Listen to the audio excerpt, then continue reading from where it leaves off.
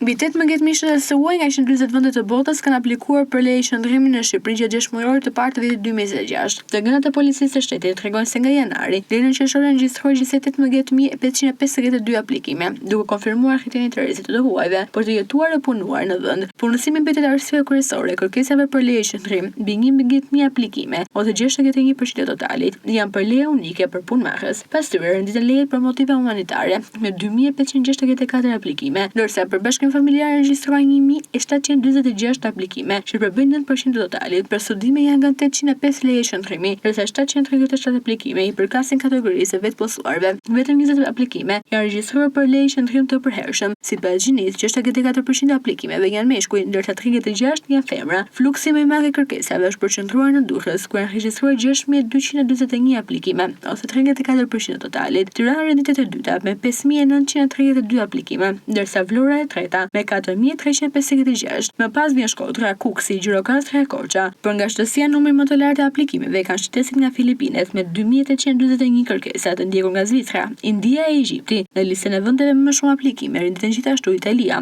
Kosova, Turqia, Shtetet e Bashkuara të Amerikës e Tunizia. Aplikimet e regjistruara nga shtetet e Ukrainës, Rusisë, Indonezisë, Maqedonisë së Veriut, Nigerisë e mbi 100 shtete të tjera. Të gëna pasqyrojnë rritjen e rolit të Shqipërisë si destinacion pune e qëndrimi për shëndetit e huaj në një kohë kur tregu vendas si punës vijon të mbështetet gjithnjë më shumë te fuqia punëtore e ardhur nga jashtë.